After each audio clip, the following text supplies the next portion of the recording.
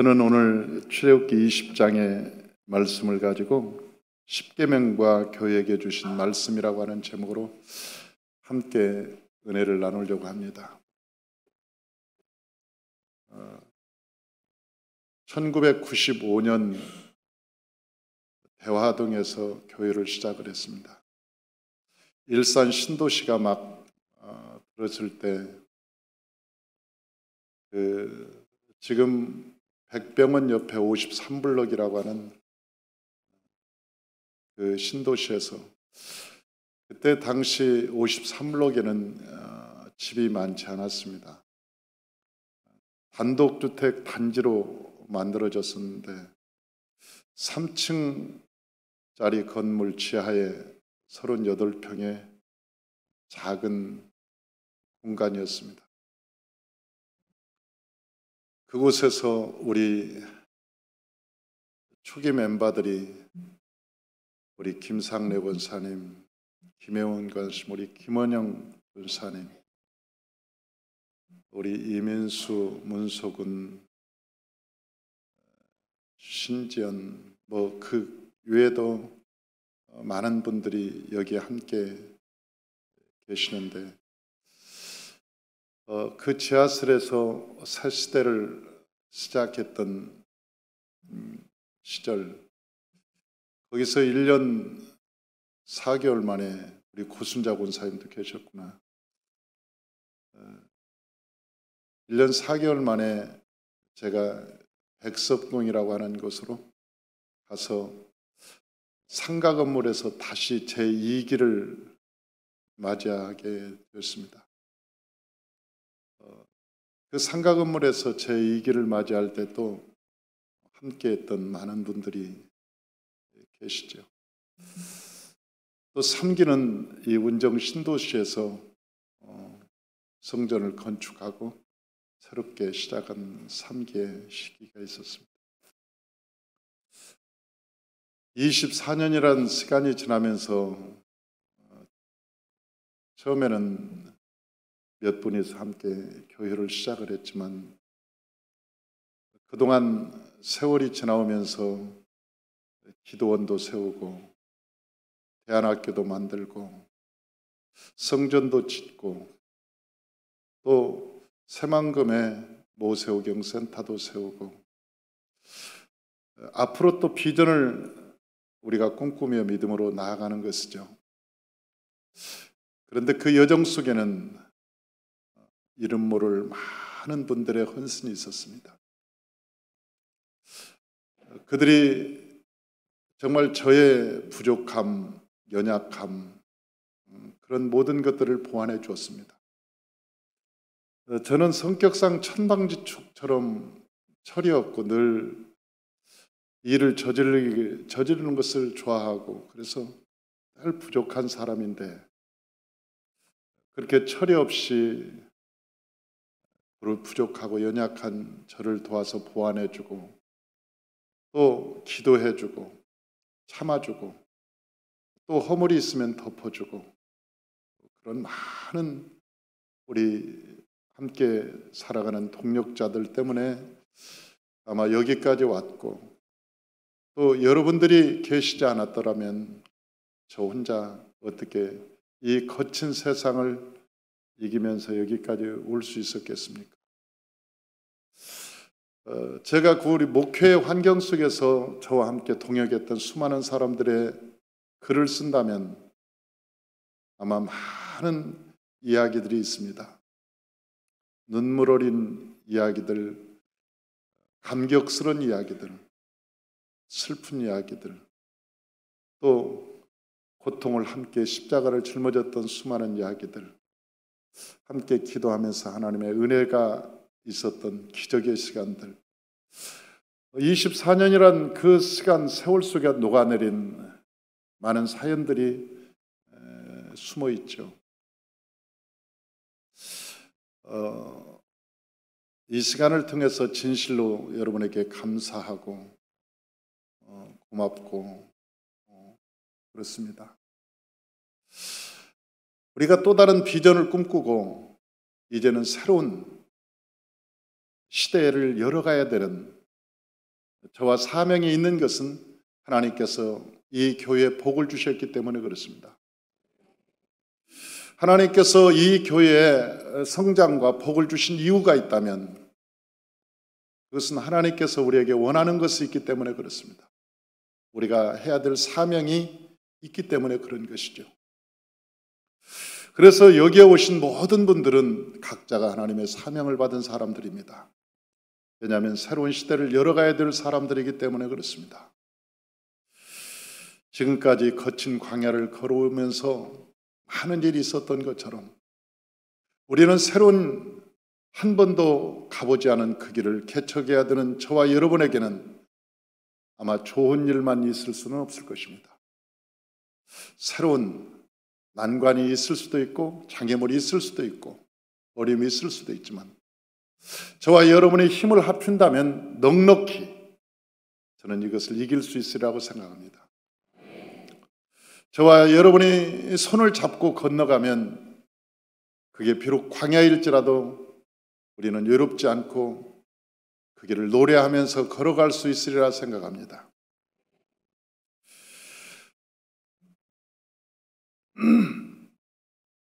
그런데 하나님께서 이 교회에게 그동안 왜 교회를 세우게 하셨을까? 왜 하나님께서 이 교회를 우리에게 주셨을까? 하는 것을 생각해 봅니다.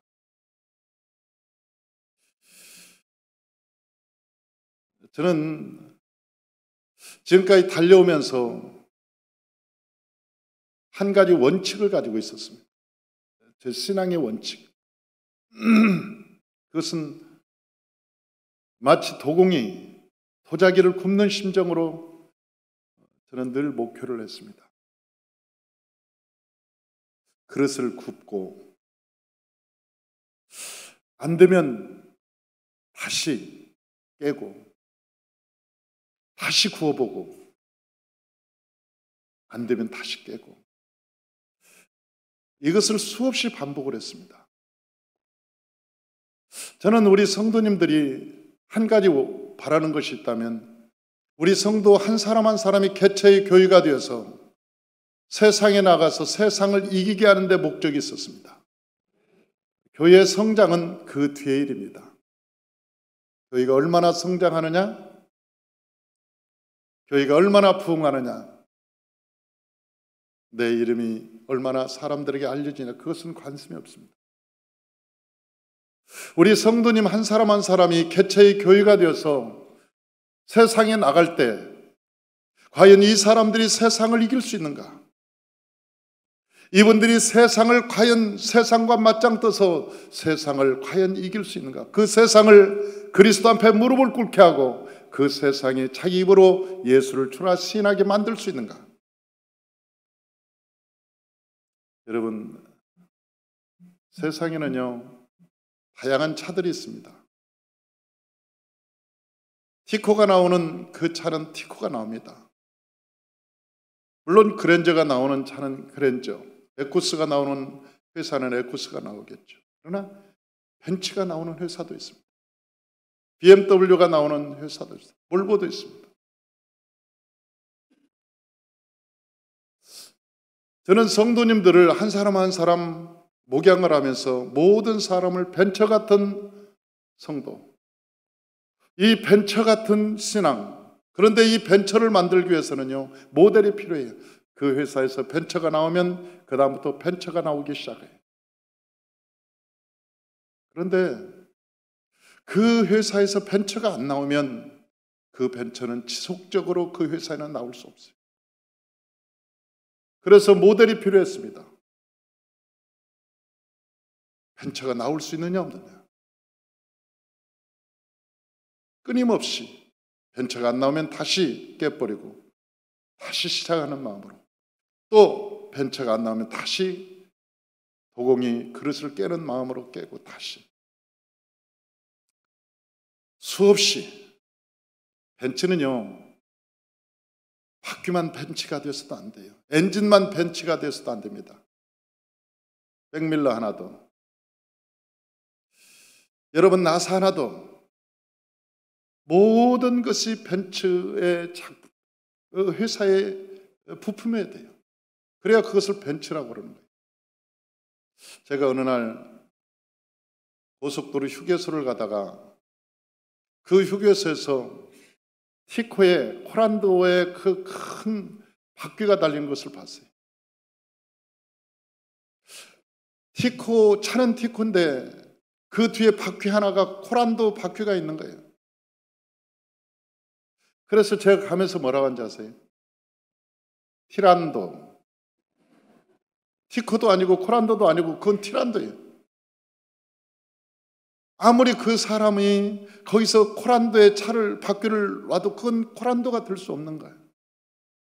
어떤 차에 가면요, 그냥 국산 차인데 거기다 벤츠마크를 한 사람들이 있어요. 여러분 그게 벤츠일까요? 모양이 마크만 벤츠라고 그래서 그게 벤츠가 될까요?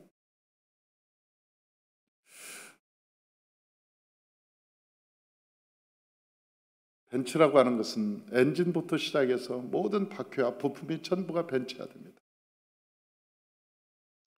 저는 이 모세오경을 통해서 성도 한 사람 한 사람이 정말 군사가 될 수가 있는가?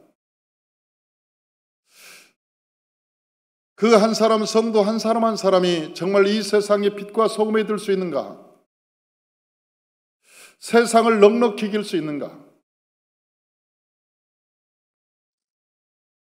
어저께 신방을 한 군데 했습니다. 그런데 내가 재미있는 얘기를 들었어요. 우리 모영숙 집사님 여기 오셨나요? 손 한번 들어보시죠. 모영숙. 아, 저기 앉아 계시네. 내가 어저께 저 집사님 집을 신방을 했어요. 우리 교회 안 올라오고 그랬대요. 저분이 젊어서부터 그 순복음 출신입니다. 청년부부터. 왜 안 올라고 했냐? 소문이 났다는 거예요. 3만 원 세다고. 그래가지고 가면 잡힐 것 같아요. 이 산마교에 오면 너무나 세가지고 이게 혹독하게 이거 견딜 수 있을까? 내가 그 고민을 굉장히 많이 했다는 거예요. 그래서 이제 어떻게 도망가서 다른 데로 좀 다녀볼까? 그래서 왜 세다고 생각했냐? 그랬더니 자기 형부가 변하는 것을 보고 너무 세다고 생각해요. 옛날에 그 형부는 안수 집사님이었는데 우리 교회 와서는 완전히 달라져 버렸다는 거예요. 사람이 달라졌다는 거예요. 뭐 새벽 예배를 나가는가 싶으면 막 날마다 하나님 말씀만 보고 기도를 하고 사업을 하는 분인데, 사업도 꽤 크게 하시는 분인데, 아니 옛날에는 막 술도 먹고 그 세상 사람처럼 그렇게 살았는데, 아니 여기 와서는 완전히 사람이 달라졌다. 그리고 앉으면 교회 얘기하고 하나님 말씀 얘기하고 은혜 나누고, 아니 식당 가서 밥을 먹어야 되는데, 아니 밥 나오기 전에 아니 형부가 막 하나님의 나팔 소리 막 그러고, 야 이건 너무한다, 이거 미쳐도 너무 미쳤구나, 나는 저런 교회를 못 다니겠다, 그런 생각을 했다는 거예요. 그런데 자기가 생각할 때 고민이 되더래요. 왜냐하면 다른 교회 다녀도 지금까지 다니면 후회할 것 같아요. 그리고 꼭 다니다가 다시 못 다니고 이쪽으로 올 것 같은 예감이 자꾸 들더라는 거예요. 한번 이게 맛을 봐서 한번 올 것 같은 자꾸 예감이 들어서 고민을 하다가 이왕 시작하는 거 제대로 하자. 그래서 와서 지금 새가족을 봤는데, 새가족 받으면서 자기가 너무너무 감사하다고, 감격스럽다고, 두 남편하고 그 아내하고 어저께 그런 얘기를 하더라고요. 저는 근데 이제 그 오게 된 결정적인 동기가, 옛날에 여의도 수도교회 그 청년부에 있는 목사님 두 분하고 내 청년부에 있었으니까 같이 모임이 있는데 식사 자리가 있었대요. 식사 자리에서 같이 식사하면서 그 두 목사님이 똑같이 얘기하더래요. 그 교회를 가지고 이사를 가는데 고민하고 있는데 두 목사님이 똑같이 뭐라고 하냐면 산마교회 가서 견딜 수만 있으면 거기가 참 좋은 곳인데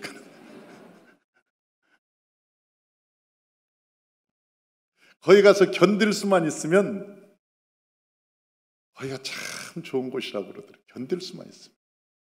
이게 목사님들도 아는 거죠. 제가 사실은 잘은 모르는 분들이. 그런데 그분들도 우리 교회가 어떻게 훈련한다는 것을 알고 있는 거예요. 우리 이문섭 안수 집사님이 계십니다. 근데 그 안수 집사님이 아주 일꾼이죠. 제가 가는 곳은 선교에 항상 같이 동행하고 제가 가는 곳은 항상 함께 있고 그런 귀한 일꾼인데 사업도 아주 크게 하죠. 그런데 그분이 하는 얘기가 우리가 훈련을 죽을 때까지 한다 그러니까 숨이 탁 막히더래. 훈련을 죽을 때까지 해야 된다니까 숨이 탁 막히면서 이거 어떻게 하지? 답답해지기 시작하더래. 그런데 계속 저와 함께 훈련받으면서 느낀 게 그래서 죽을 때까지 하는 것이구나. 지금은 그것이 당연한 얘기로 들리고 왜 죽을 때까지 훈련을 해야 되는가가 깨달아진다는 거예요. 내가 그 얘기를 들으면서 일꾼들이 되어가는구나. 아주 자세가 되어가는구나. 사랑하는 성도 여러분, 사람이요 밥 숟갈을 놓으면 죽는 거예요. 우리가 말씀의 숟갈을 놓으면 죽는 거예요. 이 말씀이 끊어지면 영적인 생명이 끊어지는 거예요.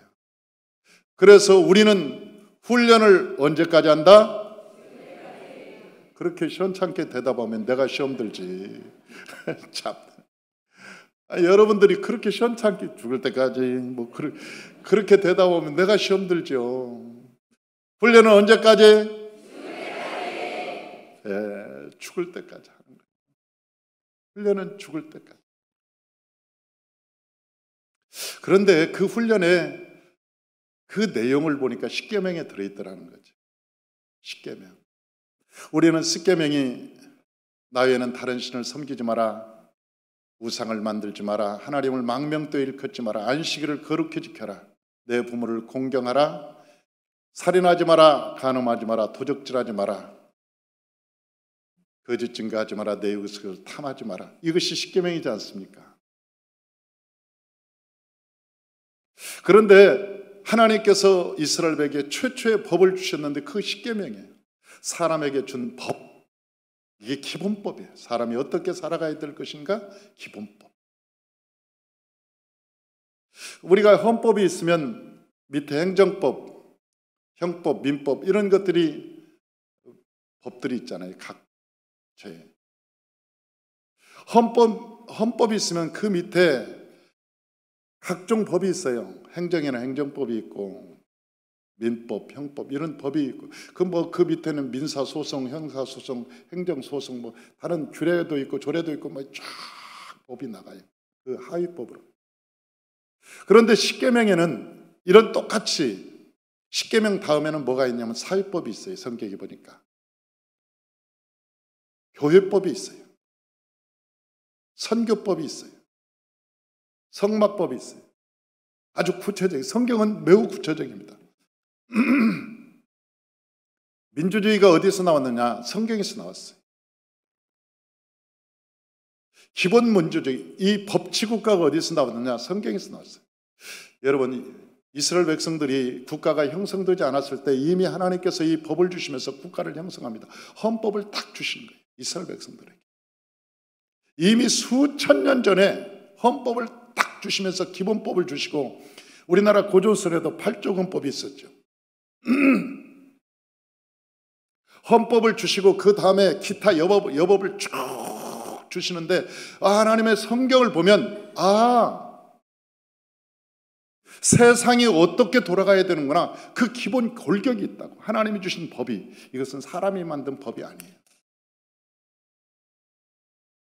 하나님이 사람이 이 세상에 살아가면서 어떤 법을 지켜야 될 것인가? 그러면서 아주 기본적으로 네 부모를 공경해라. 부모를 공경. 이것이 땅에 사는 사람들의 법이란 말이죠.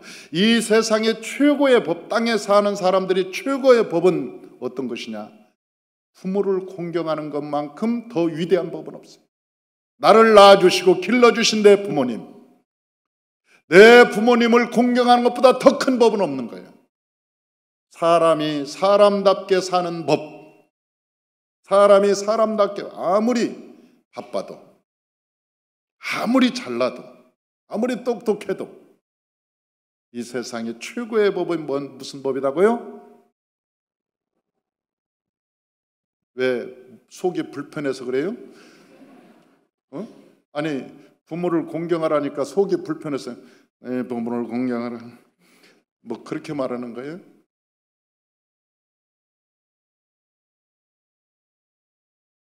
다 같이 내 부모를 공경하라. 그리하면 이 땅에서 잘되고 장수하리라. 할렐루야. 내가 어저께 우리 모영숙 집사님 집에 가니까 어머님을, 시어머님을 모시고 있더라. 87세인가 되셨어요. 내가 얼마나 고맙던지 우리 집사님한테 내가 고맙다고 했어요. 어머님 모시고. 여러분, 사람이요, 이 세상에 살아가면서 내가 힘이 없을 때 내 자식이 나를 모시고, 정말 우리 어머니, 그래서 내가 너 때문에 행복하다, 내가 너 때문에 세상이 살맛이 난다, 네가 있어서 고맙다. 우리가 그런 부모님의 마음을 만들어줘야 되잖아요. 자식이면. 자식의 도리가 뭐냐, 사람의 도리가 뭐냐면 사람으로서 최고의 도리가 부모를 공경하는 거예요. 예수 믿는 사람들이 부모 업신여기고 부모 무시하고 부모 우습게 하는, 여러분 그 예수 안 믿는 거예요. 세상 사람은 그럴지라도, 예수를 모르는 사람은 그럴지라도, 여러분 적어도 예수 그리스도가 나의 주인이고 예수 그리스도를 모시고 사는 우리는 나를 낳아주시고 길러주신 내 부모님, 장모님, 장인, 이 세상에서 최고의 할 일은 부모를 공경하는 일이라고 성경은 얘기하고 있는 거예요. 그래서 십계명에는 두 돌판이 있는데 이 두 곳에 모두가 쓰여진 단어가 내 부모를 공경하라. 하늘의 제일 낮은 계명이요 땅에서는 최고 높은 계명이라. 그래서 두 돌판이 십계명이, 한쪽에 두 돌판이 십계명이, 하늘의 계명, 땅의 계명. 그런데 이 돌판의 제일 마지막에는 내 부모를 공경하라, 땅의 계명에서는 제일 먼저 내 부모를 공경하라 두 번 쓰여진 거예요.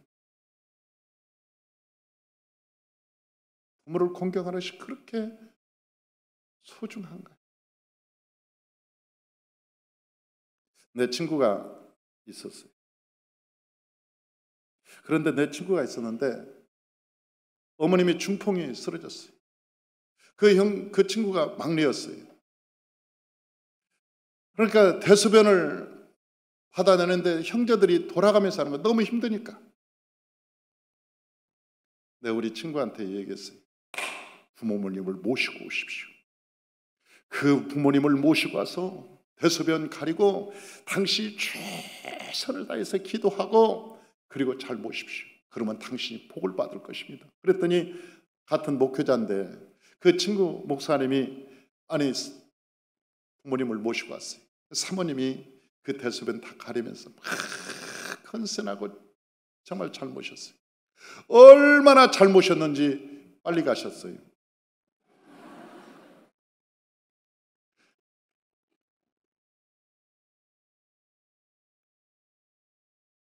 오래 고생시키지 않고 그냥. 그런데요, 하나님께서 내가 그때 이야기한 게 뭐냐, 부모님은 똥 묻은 것 같지만 그걸 닦아보면 거의 황금이 들어있다. 세상에 오물이 있어도 그 속에 황금이 있는 사람은요, 이거 냄새나도 그 황금을 짚습니다. 왜? 닦으면 황금이 나오니까. 내가 그 친구한테 그랬어요. 부모님은 겉모습은 그래도 그 속에는 황금이 들어요. 지금 동탄에서 제일 큰 목표랍니다. 하나님이 복을 주시는데요, 어마어마한 복을 주시는 거예요. 우리 성도님들이 만약 이 부모님 헐겁게 생각하고 무시하고 만약 그런다면 내가 훈련 잘못시킨 거지. 내 목회 잘못한 거예요. 내가 지금까지 설교 헛소리 한 거죠. 만약 우리 성도 중에 그런 사람이 있다면 이 교회의 존재 목적이 없는 거죠.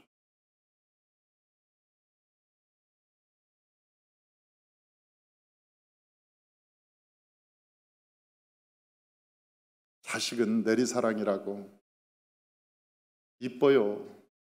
고슴도치도 지 새끼는 사랑하더라고. 그냥 이쁜 거예요, 새끼는. 그러나 부모님을 공경하는 것은요, 명령입니다. 하나님의 명령. 힘들어도 어려워도 해야 되는 하나님의 명령이고, 그것을 애써서 행하면 여호와의 복이 임한다고 말씀하고 있는 거예요. 그런데 그 바로 위에가 뭐가 있는지 아세요? 안식일. 이 계명의 중심에는 안식일이 있어요. 중간에 딱 있어요. 하나님과 인간이 만나는 그 지점이 있어요. 그게 안식일이라는 거예요.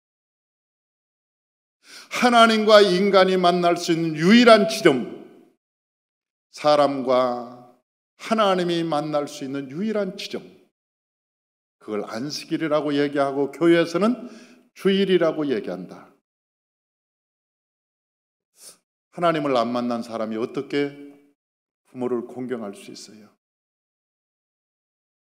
안 돼요. 마음은 되지요. 마음은 가능해요. 마음.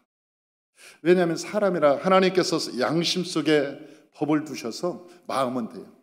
안 되는 거예요. 십계명 중에 가장 중요한 법이 뭐냐면 하나님과 우리가 만나는 그 지점이 있어요.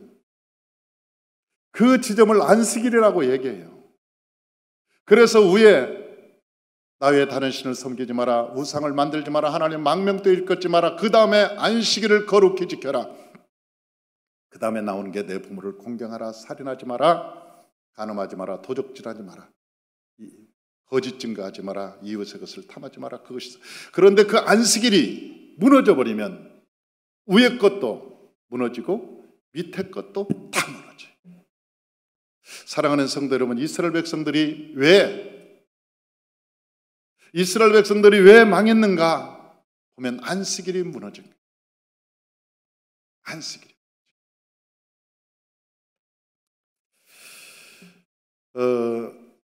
우리 안식일에 대해서 좀 얘기해 봅시다.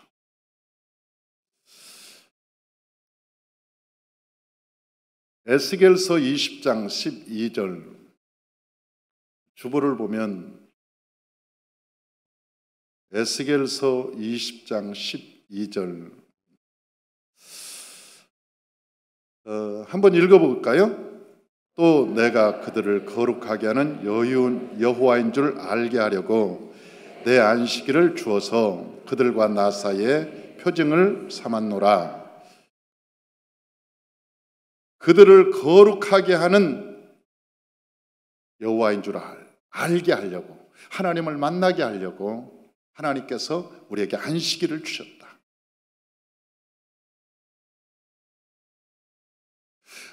안식일의 목적이 뭐냐면 하나님의 백성들을 거룩하게 하려고, 구별되게 하려고. 세상 사람들은 이 주일날 산으로 들로 나가고 바다로 나가고 여러분 야외로 나가고 골프장으로 나가고 어디로 나가지만 내가 너희를 구별하기 위해서 내가 너희를 하나님의 백성들을 교회로 불렀다. 이 안식일날 이 주일날 하나님께서 이 교회로 불러서 내게 뭐 하려고 했느냐? 두 가지. 하나는 거룩하게 하고 두 번째는 복을 주시려고. 할렐루야. 복을 주시려고 하나님께서 우리에게 안식일을 주셨어요.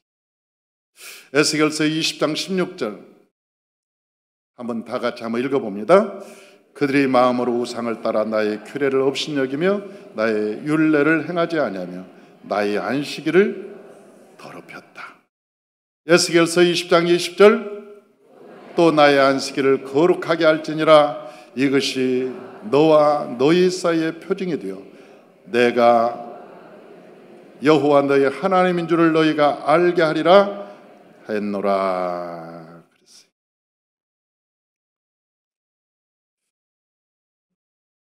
하나님께서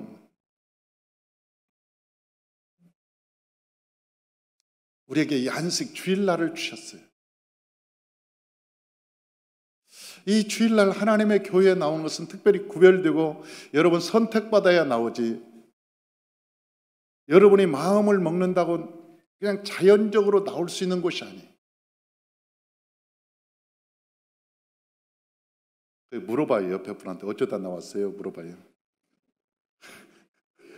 어쩌다 나오셨어요? 아니 뭐라고 그래요? 옆에 물어보니까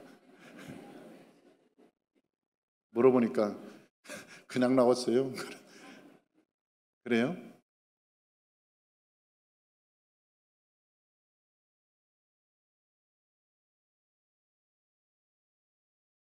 이 주일날 교회에 나올 수 있는 것은요, 천국 가는 준비거든요.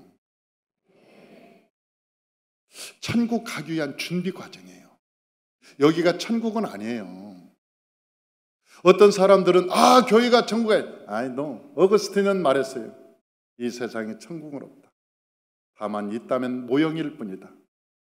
그 모형은 교회다. 여기 교회 오면 어떤 사람은 그래요. 나는 저 인간 때문에 내 교회 못 나오겠다고.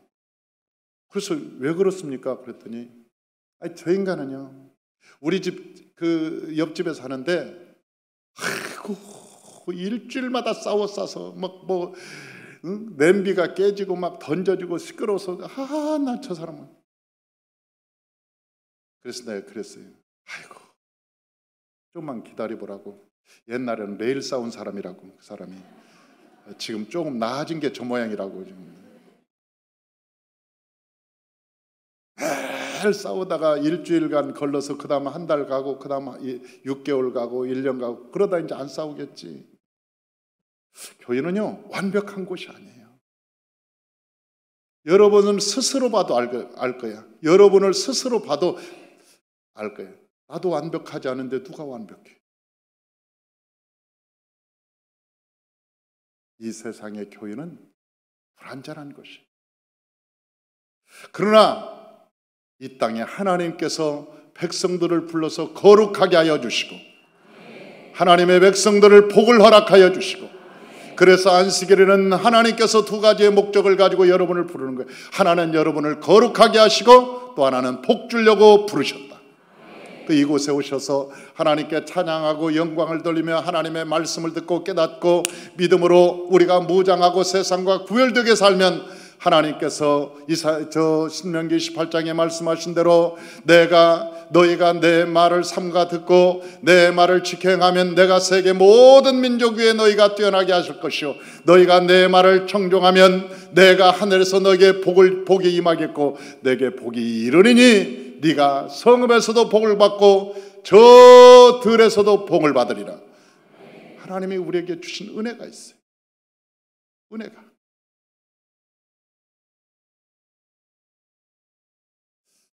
그래서 이 주일이라고 하는 것은 굉장히 주일입니다. 제가 우리 아이와 대화를 했습니다. 이 주일날 우리가 하나님 교회에 나오는데 주일날 이 예배 중에 가장 중요한 것이 너는 무엇이라고 생각하니? 주일날 찬송도 있잖아요. 두 번째 사도신경도 있고 기도도 있고 설교도 있고 축도도 있고, 그런데 너는 가장 중요한 것이 뭐라고 생각하니? 내가 물어봤어요, 우리 아이. 그랬더니 우리 아이가 뭐라 앉았어요? 가만히. 아빠, 헌금이라고 생각합니다. 그래서 어떻게 알았니? 내가 그랬어요. 너 어떻게 알았니? 하나님께서 말씀하셨잖아요. 물질이 있는 곳에 내 마음이 있다고. 그래서 내가 그랬어요. 잘 알았다. 잘 알았다. 그 아이가요, 옛날에 6살 땐가 이 구정날 세뱃돈을 받았어요. 6만 원인가 받았어. 그런데 내가 문을 열어보니까 그놈이 밤새도록 돈을 세고 있는 거예요. 이게. 아니, 또 문 열어봐도 돈 세고 있고. 근데 자기가 그랬겠지. 그 생각을 했겠지. 내일 아침에 날 새면 내가 로봇도 하나 사고 내가 뽑기도 하고 이 돈이 생겼으니까 갑자기. 걔한테는 거금이잖아요. 그러니까 별 생각을 다 했겠지. 잠이 안 오는 거야, 이놈이. 그래서 이제 그 다음날 내가 아침에 걔를 불렀어요. 야, 나하고 할 말이 있잖니? 그랬더니 아빠 무슨 말이요? 너 어저께 용돈 받았지?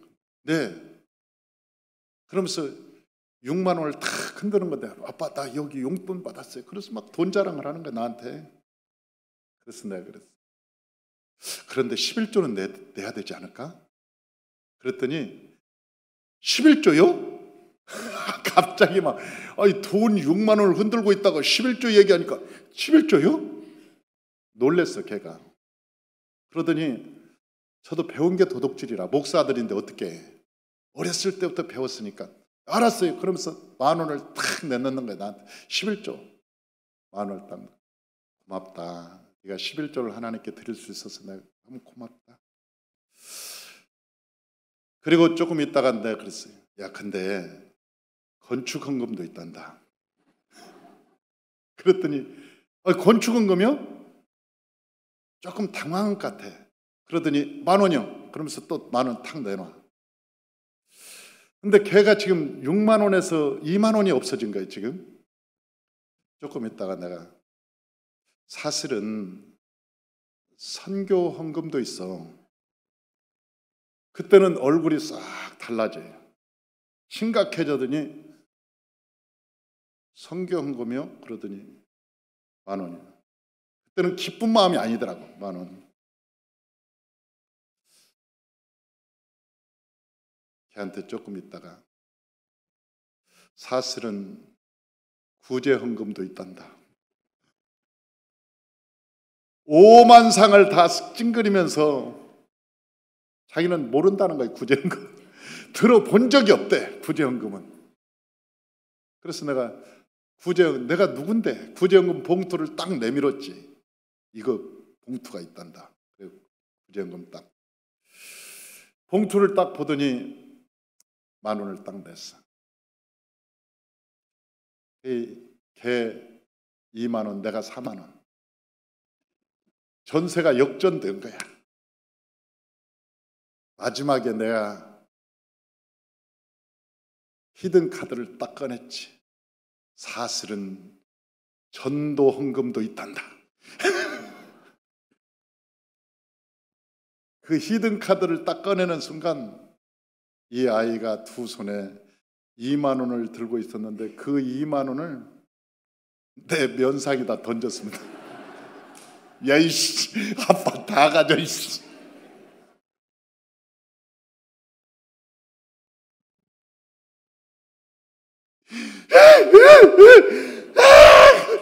나는 세상에 태어나서 그렇게 큰 눈물을 본 적이 없어.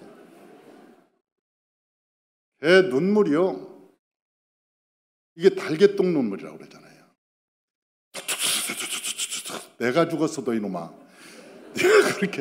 네가 그렇게 울까? 응? 이 싸가지 없는 놈이 돈 뿌려 내 면상에다가. 자식이, 내가 너 키우면서 6만 원만 들었겠냐? 그런데 이 돈 6만 원에 돈 뿌리면서 시시하고 이 자식이, 내가 그때 내 마음에 무슨 생각이 든지 아세요? 네 눈에서 내가 피눈물을 뺄 거야. 내가 네 눈에서 피눈물을 뺄 거야. 네가 하나님께 예물도 못 드리는 놈이 네 몸을 드려? 네 영혼을 하나님께 드려? 거짓말이야. 거짓말이야. 거짓말이야. 거짓말이야. 거짓말이야. 입으로는 무슨 말을 못해? 무슨 말을 못해? 내가 그때 마음먹은 게 있었어요. 하나님께 너를 드리기 위해서, 네가 하나님께 드려지기 위해서 무엇부터 훈련해야 되는지 아냐? 이 호주머니부터 훈련을 해야 돼. 이 호주머니. 하나님께 예물을 드려지지 않는 자가 어떻게 너를 드릴 수 있겠어? 네 영혼을. 왜? 물질이 있는 곳에 네 마음이 있는데. 그런데 성경에는 물질의 크고 적음에 있지 않아요. 예수님께서 어느 날 헌금하는 것을 보셨어요. 어떤 바리새인들은 금전을 드렸어. 어떤 사람은 은전을 드리고. 바리새인들을, 옛날에 돈 많은 사람들이 사람들 보기에 금잎을 5개 보이고, 하나님 오늘도 금잎 5개를 가지고 오게 한 것을 감사합니다. 사람들 보기에 똥똥똥똥똥 그렇게 뒀어요. 그런데 한 여인이 있었어, 과부가. 요즘 말하면 500원짜리 2개야. 두랩돈. 그 500원짜리를 가지고 울면서 그 두랩돈을 넣는 거예요. 그 작은 것을 넣으면서 너무나 안타까워서 죄송해서 하나님 얼굴을 못 들고 집으로 가는 거예요. 근데 헌금이 다 끝나고 예수님께서 제자들한테 물어보셨어요. 오늘 헌금을 누가 제일 많이 했니? 지난번에 바리새인, 사두개인, 제사장, 그분 금잎 5개 넣었어요. 열잎 넣었어요. 그분인 것 같아요. 예수님께서 말씀하시다니,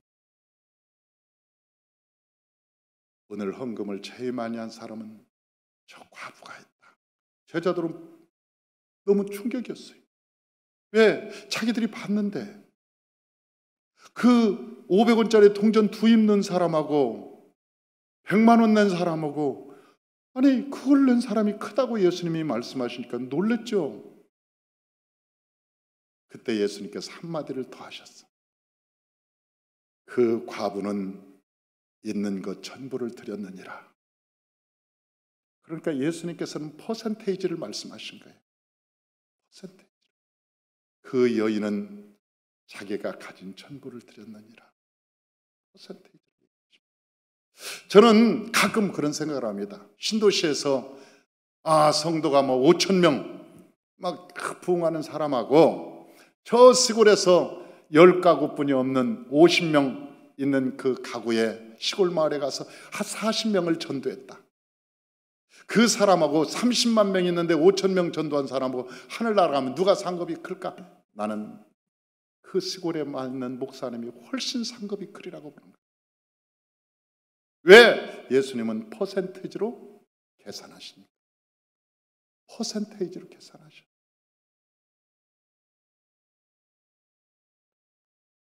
하나님께서 우리에게 말씀하신 물질의 크고 적음을 얘기하지 않으셨어요. 우리의 마음의 중심을 말씀하셨어요. 우리의 마음의 중심을 말씀. 그래서 안식일 날 우리가 하나님께 예물을 드릴 때, 여러분 토요일 날 준비해서 우리가 기도하고 하나님께 드리는 거예요. 하나님께 예물을, 하나님, 거기서부터 신앙이 시작되는 거예요. 어떤 사람들은 주일날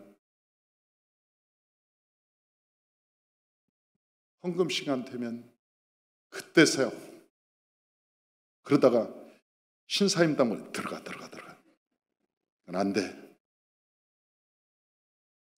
놀래.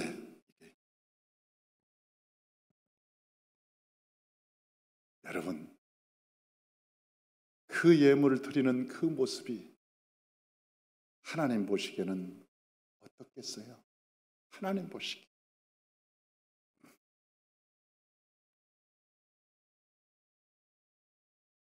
옛날에는 우리가 신앙생활할 때 그 1,000원짜리, 100원짜리도 있었습니다. 옛날에 1원짜리도 있었고 10원짜리도 지폐로 있었어요.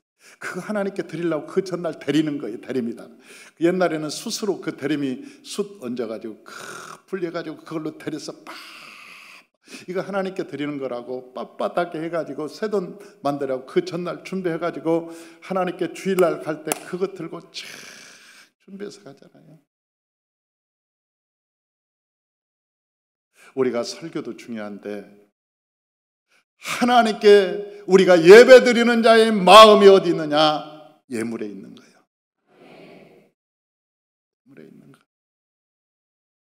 그래서 저와 여러분들이 이 안식일 날 하나님과 나와의 만남이 회복되기 시작하면, 거기서 회복되면 다른 나 외에 다른 신을 섬기지 말라고 해도 하나님 그 말씀을 그대로 지킬 수 있고, 다른 형상을 만들지 않고 하나님의 이름을 망명되이 일컫지 않을 뿐만 아니라 부모를 공경할 수 있는 마음이 어디서 생기느냐? 거룩한 마음에서 생기는 거예요. 윤리나 도덕적인 마음은요, 부모가 재산이 있을 때 가서 뭔가 좀 줄까 하고 도적 같은 마음이지, 부패한 마음이지. 부모가 없어봐, 아무것도 없어봐. 내가 책임져야 될 부모라고 생각해봐. 그렇게 우리가 모실 수 있는지. 여러분, 예수 믿는 사람들은 부모와 상관없이, 그것과 상관없이 할 수 있는 힘이 어디서 나오냐? 안식일에서 나오는 거예요. 안식일에서. 저와 여러분의 안식일에 하나님의 은혜가 임하시기를 주의 이름으로 축원합니다. 두 번째는 우리가 제단법에 대해서 하나님께서 말씀하셨어요. 이 제단법은 바알 신상을 만들지 말라고 말씀하십니다. 출애굽기 20장 23절에서 24절에 보면 우리 다 같이 한번 읽어봅니다. 너희는 나를 비겨서 은으로나 금으로나 너희를 위하여 신상을 만들지 말고 내게 토단을 쌓고 그 위에 내 양과 소로 내 번제와 화목제를 드리라.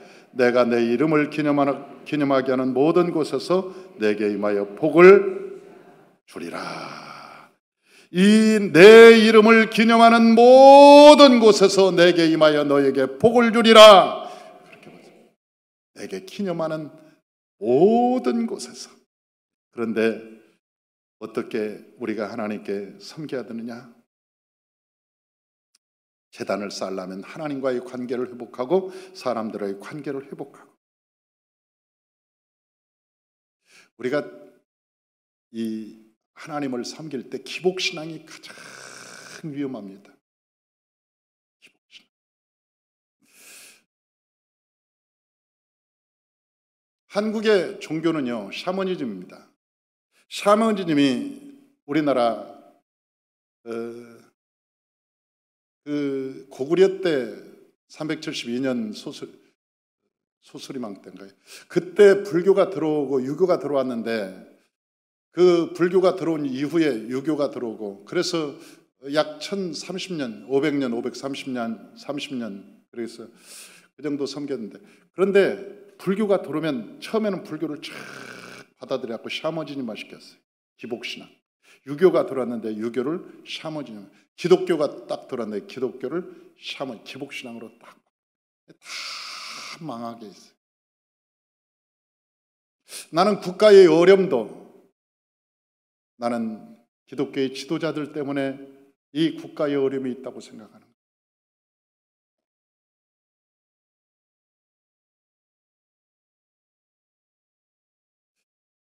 이 교회가 거룩한 하나님이 계셔야 하는데, 이 교회가 물질이 주인이 되어서도 안 되고, 물질이 우리의 관심사가 되어서도 안 되고, 이 교회는 거룩하신 하나님이 주인 되셔야 돼요. 이 교회가. 그래서 오늘 그렇게 말씀하시는 거예요. 바알 신상을 만들지 마라. 두 번째, 하나님께서 제단에서는 순수한 말씀을 선포하라. 20장 25절 다 같이요. 내가 내게 돌을 제단을 쌓거든 다듬은 돌로 쌓지 마라. 내가 정으로 그것을 쪼면 부정하게. 여러분, 다듬어 멋을 내려고 어느 설교를 들어오면 뭐 철학자 니체가 어떻고 헤겔이 어떻고 뭐가 어떻고 뭐 소크라테스가 어떻고 뭐 플라톤이 어떻고 옛날에 뭐 뭐랄까 세계 아니 뭐 인물 전시회를 하는 것 같아요. 하나님께서 우리가 설교를 매끄럽게 하기 위해서 다듬지 마라. 세상적으로 멋들어지게 하지 말고 그냥 말씀 그대로를 전해라.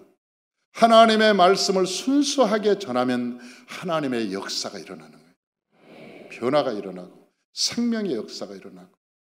그래서 하나님께서는 우리에게 말씀하시는 거예요. 너희가 말씀을 변형시키지 마라. 마지막으로 하나님께서 우리에게 뭐라고 말씀? 제단에 오르지 마라. 출애굽기 20장 26절 다 같이요. 너는 층계로 내 제단에 오르지 말라. 내 하체가 그 위에서 드러날까 함이라. 그러니까 하나님의 일을 하면서 너희가 높은 자리에 앉으려고 하지 마라. 높은 자리에 앉으려고 하지 마라. 교회는요 다 봉사하고 헌신하는 자리지 어떤 높은 자리가 없는 거예요. 교회는 높은 자리가 없는 거예요. 모두가 다 주님의 마음으로 성령이 주시는 힘으로 능력으로 잘 섬기는 거예요. 모두가 섬기는 마음이 될 때 이 교회가 천국이 되어가는 것입니다. 예수님께서 오셔서 이 말씀에 대해서 다시 언급하셨습니다. 마태복음 23장 2절에서 7절 다 같이 한번 읽어봅니다. 서기관들과 바리새인들이 모세의 자리에 앉았으니 그러므로 무엇이든지 그들이 말하는 바는 행하고 지키되 그들이 하는 행위는 본받지 말라.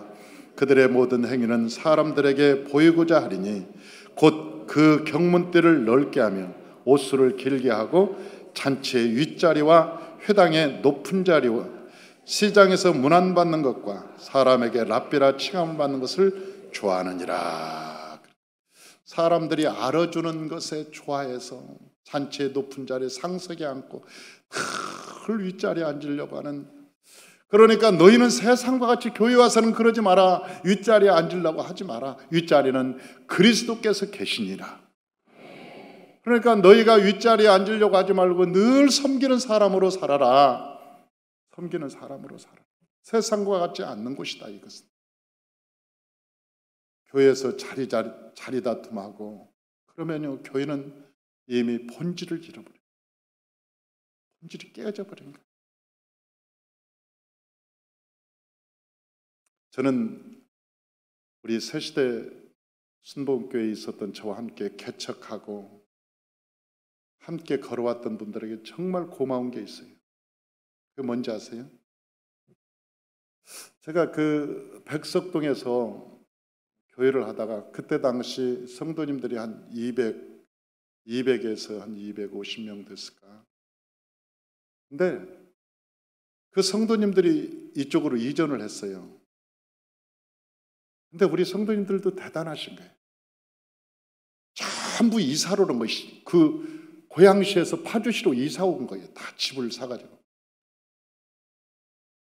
그 고양시 끝이잖아요. 저쪽 그 이마트 백석동이면 고양시 끝인데 거기 교회에 있다가 이쪽 파주로 오니까 파주로 다 성도님들이 이사 왔어요. 그런데 여기 이사 와서 이제 새 성도님들이 쭉 몰려오잖아요. 성도님들이 많아졌는데, 아니 우리 성도님들이 안 보이는 거예요. 우리 그때 새 시대에 있었던 분들이 안 보이는 거예요. 어디로? 그래서 내가 속으로 어디 갔지? 이분들이 다 어디로 사라졌지? 그 보면 다 있어. 근데 안 보이는 거예요. 나중에 보니까 혹시 새로운 분들이 자기들 때문에 방해될까 봐 다 밑으로 다 숨어서 섬기더라고. 곳곳에서 섬기고 있는 거예요. 이름 모르게. 자기 이름을 내지 않아요. 전부 밑으로 가서 섬기는 거예요. 이름도 없이 빛도 없이 다 섬기고 있더라고. 내가 너무 고마워서 우리 임 권사님한테 내가 세월이 지났어요. 한 4년이 지난 뒤에 우리 임 권사님한테 제가 살짝 불러가지고 우리 새시대 분들한테 미안하다. 교회가 성장하니까 내가 챙기지도 못하고 그래서 미안하다. 그래서 식사라도 한번 합시다. 그랬더니 우리 권사님이 아이 목사님 좋지요. 그랬더니 말이 없어요. 한 달쯤 됐는데 저를 다시 찾아왔어. 우리 권사님 찾아와서 저한테 뭐라고 한지 아세요? 목사님 안 모이는 게 좋겠습니다. 식사를 안 하는 게 좋겠습니다. 그래서 아니 왜요? 혹시 여기에 다른 성도님들이 알면 서운할 수 있습니다. 그 성도님들도 목사님 새끼고 우리도 목사님 새끼인데 만약 그들이 차별이라는 조금이라도 마음이 쓰이면 우리가 마음이 불편합니다. 우리는 목사님이 그 한마디로도 족합니다. 밥 먹자. 그 생각해 준 것만으로도 족합니다. 우리는 안 먹어도 괜찮습니다. 그렇게 세심하게 다른 성도님들을 신경 써요. 다른 사람들이 혹시 이 말을 들어가고 아이 새시대 사람들만 뭐 목사님이 챙기고 그래서 내가 누가 될까봐 내게 누가 될까봐 우리 권사님이 하지. 우리는 그냥 조용히 섬기고 그래서 쫙 밑에 들어가서 섬기고 있더라고. 내가 그 모습을 보면서 눈물겹도록 고마웠어요. 저 희생의 사람들, 헌신의 사람들, 잡초와 같이 밟으면 숙였다가 또 발을 띄면 살아났다가 그렇게 짓밟히면서도 굳세게 살아있는 그 잡초처럼 나는 저들의 모습을 보면서 내가 고마워. 너무 고마운 거야.